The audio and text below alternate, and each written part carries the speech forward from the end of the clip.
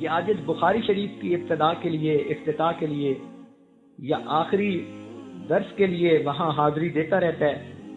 ایک مرتبہ کہنے لگے کہ حضرت میرا ایک کزن ہے، بڑا لینڈ لارڈ ہے اور اس پورے علاقے کا MNA ہے، ممبر نیشنل اسمبلی، اور وہ 35 سال سے ممبر نیشنل اسمبلی مستقل بن رہا ہے۔ علاقے کے اندر اتنا اس کا ہولڈ ہے کہ وہ اگر کسی کھمبے کو بھی اپنی طرف سے کھڑا کر دے تو لوگ اس کو بھی ووٹ دے کے MNA بنا دیں گے، پارٹی یہ ہو یا پارٹی وہ ہو، وہ اکیلا کھڑا ہوتا ہے، آزاد، اور ہر دفعہ MNA بن جاتا ہے، اس کے مقابلے پہ کوئی کھڑا بھی نہیں ہوتا۔ عوام اتنا اس کے ساتھ اٹیچڈ ہیں۔ بنیادی وجہ کہ وہ اربوں پتی انسان ہے۔ یہ پورا شہر جو آباد ہوا یہ ان کی زمین ملکیت تھی، انہوں نے بیچی، لوگوں نے خریدی۔ اب پورے شہر کی زمین جس نے بیچی ہو تو اس کے ایسٹس کتنے ہوں گے؟ کہنے لگا کہ مگر ذاتی طور پر وہ بڑا بگڑا ہوا ہے۔ جوانی میں اس کے والد نے اس کو UK تعلیم کے لیے بھیج دیا اور وہاں جا کے وہ بالکل ویسٹرنائزڈ ہو گیا، اور جب وہ یہاں واپس آیا تو وہاں کے ماحول کو وہ یہاں خود لے کے آیا۔ دین سے اس کو کوئی مس نہیں، گھر میں اس نے پینے پلانے کا سسٹم ابھی بھی رکھا ہوا ہے، اس کے پاس دن رات کے مہمان اب بھی آتے رہتے ہیں۔ اس کی ذاتی زندگی اتنی گندی ہے کہ سوچ بھی نہیں سکتے، لیکن چونکہ مالدار ہے، لوگوں کے کام کرواتا ہے، لوگ کہتے ہیں جی اس کی ذاتی زندگی کا وہ جانے، ہمارے بیٹے کی نوکری لگوا دی، ہماری مصیبت دور کر دی، ہمارا کیس ختم کروا دیا۔ چونکہ وہ پبلک کے کام کرواتا ہے تو پبلک ووٹ اسی کو دیتی ہے۔ میرا جی چاہتا ہے کہ وہ لکھا پڑھا ہے، اس وقت اس کی عمر کوئی 65 سال کے قریب ہو چکی، تو اگر آپ اس کے ساتھ ملاقات کر لیں تو ہو سکتا ہے اس کی زندگی بدل جائے۔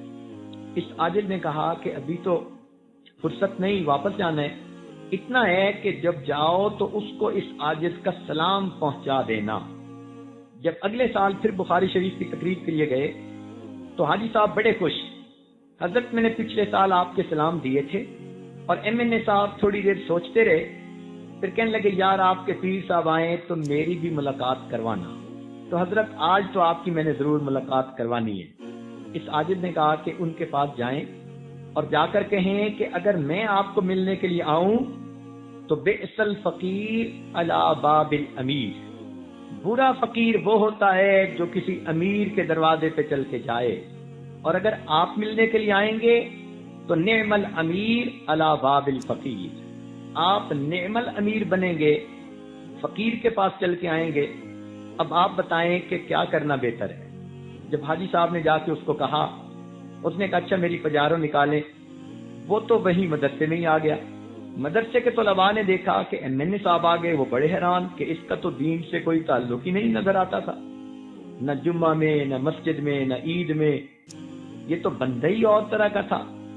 خیر وہ مدرسہ میں آیا، اس عاجز کے پاس کمرے میں بیٹھا، اس عاجز نے اس کے سامنے تھوڑی دیر توبہ استغفار کے عنوان پر بات کی۔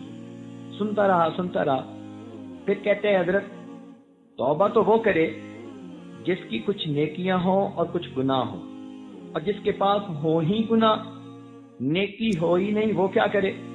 اس عاجز نے سمجھایا کہ نہیں، آپ کے پاس بھی نیکیاں ہیں، گناہ بھی ہیں۔ کہنے لگا میں تو کوئی نیکی کا کام نہیں کرتا۔ میں نے کہا دیکھو، نیکی صرف مصلے کے ساتھ وابستہ نہیں ہوتی، نیکی کا پھیلاؤ بہت زیادہ ہے۔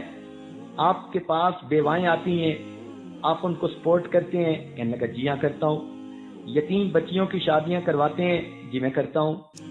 دکھ اور مصیبت زدوں کی مصیبت دور کرنے میں ان کی ہیلپ کرتے ہیں؟ جی میں کرتا ہوں، یہ کام تو میں بہت کرتا ہوں۔ میں نے کہا یہ سب نیکی کے کام ہیں، اللہ تعالیٰ نے آپ کو نیکی کے کام کی بھی توفیق دی ہے، بس مصلے کے ساتھ آپ کو لگاؤ نہیں۔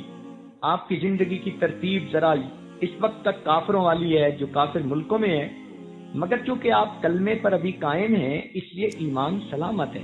آپ خدا کو مانتے ہیں، پیغمبر اسلام کو مانتے ہیں، قرآن کو مانتے ہیں، ملائکہ کو مانتے ہیں۔ کہنے لگا جی ہاں میرا ایمان تو پکا ہے۔ میں نے کہا باقی پھر سب غلطیاں معاف ہونے کے قابل۔ کہنے لگا جی اچھا پھر مجھے بتائیں میں کیا کروں؟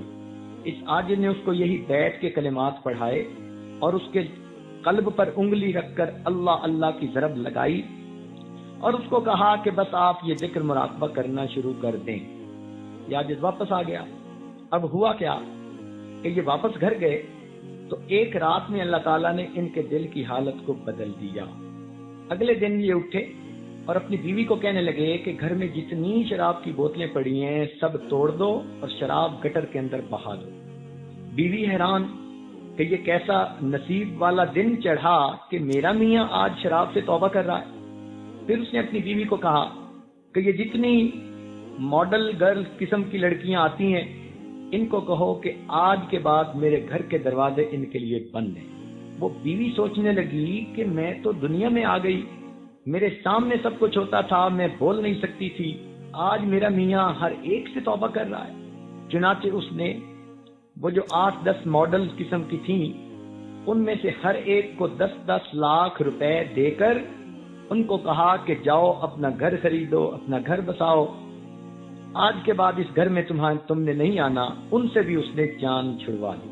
اب تیسرے دن بیوی کے ساتھ بیٹھا ٹی وی پہ خبریں دیکھ رہا تھا تو ٹی وی پہ خبر لگی کہ حج پروازیں شروع ہو چکی ہیں اور حاجی لوگ جا رہے ہیں.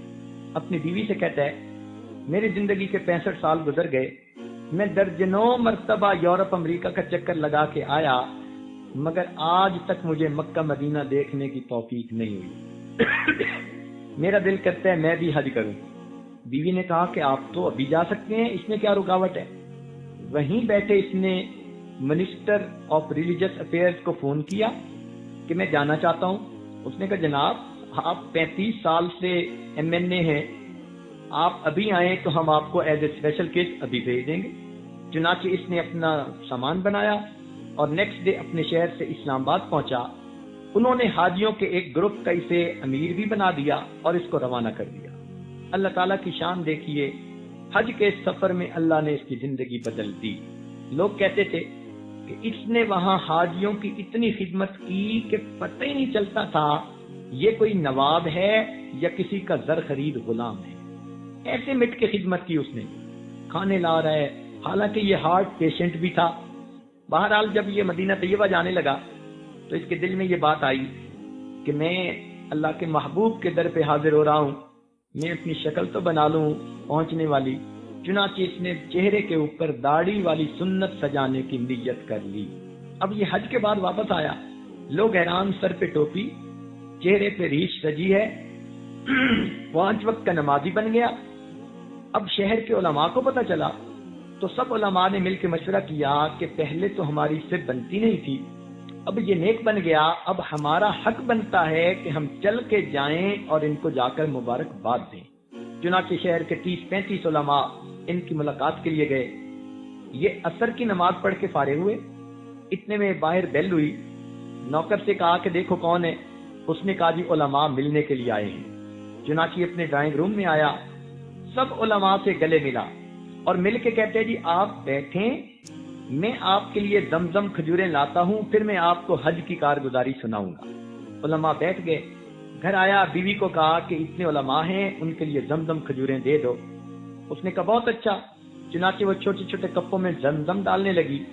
ان کے ہاتھ میں تسبیح, سر پہ ٹوپی, یہ اپنے بیڈ کے اوپر بیٹھ کر تسبیح پڑھنے لگے. اللہ تعالیٰ کی شان, اسی دوران ہارٹ اٹیک ہوا. جب بیوی زمزم لے کر آئی تو یہ اللہ کو پیارے ہو چکے تھے. پہلی زندگی دیکھیں کیا تھی اور یہ دیکھیں کہ اللہ نے بیت کی برکت سے موت کیسی عطا کی. حج کر کے آئے ہیں, معافیاں مانگ کے آئے ہیں, چہرے پہ سنت سجائی, سر پہ ٹوپی ہے, باوضو ہے, عصر کی نماز پڑھی, ہاتھ میں تسبیح ہے, اور اس حالت میں ان کو موت آ جاتی.